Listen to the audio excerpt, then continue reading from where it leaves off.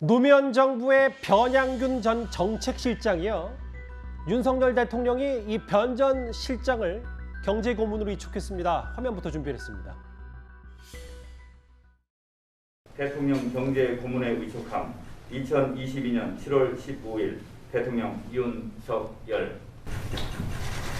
어려움을 맡아주셔서 고맙습니다.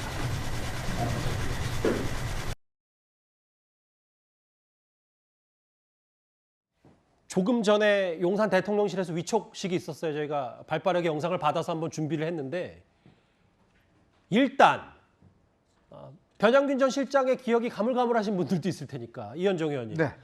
어떤 사람이고 윤 대통령과는 어떤 인연과 악연이 있는지부터 먼저 만나볼까요? 일단 변양균 실장은 이제 예산처 거기 아주 이 모피아라고 이야기를 하죠. 대표적인 인사입니다.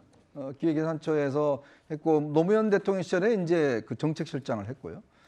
특히 이제 경제 실무 이쪽에서는 뭐 상당히 이제 정평이 나 있는 분이고 현재는 이제 뭐 스마일게이트라는 그런 회사의 회장도 맡고 있고요. 근데 이제 그 재직 시절에 신정아 씨와 여러 가지 또 스캔들 문제가 이제 보도가 되면서 이제 불명예 그때 이제 퇴진을 했었고요. 결론은 무혐의가 났죠? 그렇죠. 무혐의가 났습니다. 예.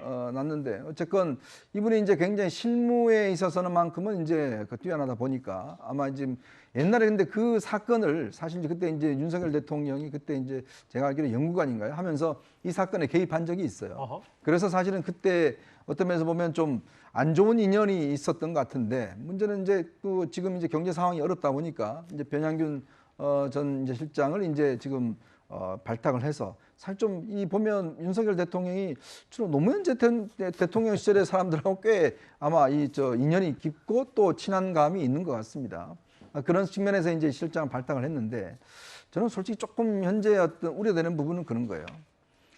경제를 전공한 사람이 많다고 해서 경제를 잘하는 건 아니거든요. 예. 그러니까 지금 문제는 뭐냐면 총리 경제했죠. 그다음에 정책실장, 비서실장, 그다음에 지금 재정부 장관, 그다음에 경제수석 다 모피아 출신들입니다. 다 경제통들. 네, 그게 또 한 명 추가가 된 거예요. 예. 그러니까 예를 들어서 어떤 면에서 보면 좀 이끌어 나가는 하나의 원 포인트 원면이 있어야 되는데 지금은 여러 명이서 그냥 하는 그런 듯한 느낌들이거든요. 그러니까 지금 옛날 같은 경우는 이현재, 그다음에 윤중현, 그다음에 강만수라든지 경제에 있어서 어떤 넘버 탑이 있어야 되는 겁니다. 박근혜 전 정부 때 이제 최경환 부총리 그렇죠. 이렇게 한 최경환, 명씩. 뭐 예. 최준경 같이 뭔가 한 사람이 중심이 돼서 이끌어 나가는 팀이 돼야 되는데 사실 제가 좀 느끼는 거는 이 윤석열 정부의 지금 경제팀들은 각각의 유명한 분들은 많은데 예. 도대체 누가 주도하는 거야? 어느 분이 실세야? 라는 부분들이 헷갈리는 측면. 이게 왜 그러냐면 경제정책이라는 거는 국민들이 시장이나 인서 볼 때 이 방향으로 가는구나라에 대한 확신을 심어줘야 되는데 예. 지금 대통령이 많은 사람들을 하는 거는 뭐 한데 문제는 그러면 누구 말을 중심적으로 들을 것이냐. 왜냐 경제라는 게 관점에 따라 다 다를 수가 있습니다. 예. 그런 부분에 저는 좀 우려가 됩니다. 이현정 의원님 하실 말씀이 참 많으셨던 것 같아요. 당시 대검 중수부 소속이었던 윤석열 검사가 이른바 신정아 게이트 관련 지금 무혐의가 나왔습니다만 당시 수사에 직간접적으로 관련이 있었다. 그런 악연이 있었는데 일단 위촉을 했고 이른바 경제교사로 위촉을 했습니다. 그런데 윤 대통령의 머릿속에는 노무현 정부와 문재인 정부를 바라보는 시각이 180도 다른 듯합니다.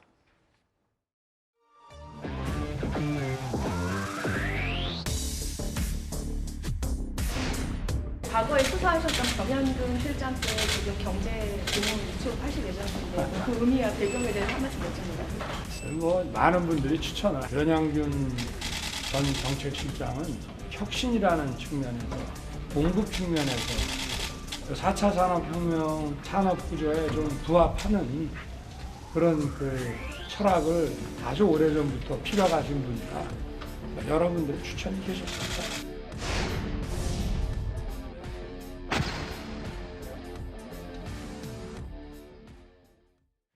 그러게요. 단순히 생각해도 윤석열 정부 혹은 대선 캠프부터 노무현 정부 출신들이었던 김한길, 김병준, 한덕수 제가 직함은 생략했습니다만 노무현 전 대통령과는 연관성이 꽤 많은데 단 한 명도 없다.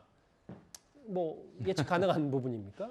문재인 정부 바로 이후에 직후 정부로 교체된 정부이기 때문에 바로 전임 정부에서 쓸 수 있는 사람이 그렇게 많지는 않아 보이고요.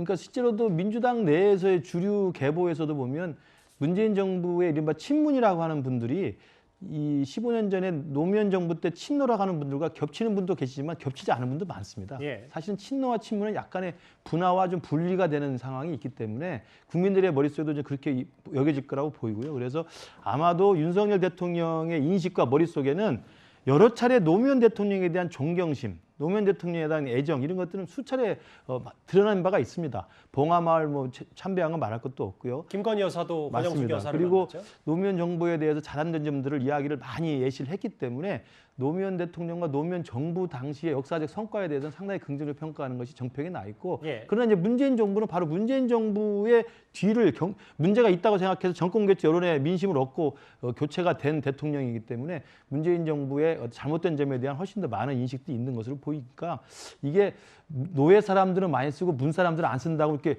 너무나 비교하지 말고 이 정권 교체 정부가 실제로 대통령으로서 과거 15년 전에 노무현 대통령에 대한 인식과 차이가 있다는 점을 이해해 주시면 될 것 같습니다. 알겠습니다. 변양균 전 정책실장 윤 대통령의 참모로 부활을 했습니다. 이번 주제는 여기까지고요. 이제부터는 오늘 눈에 띄었던 사건 사고 소식들을 하나 둘 만나볼 차례입니다.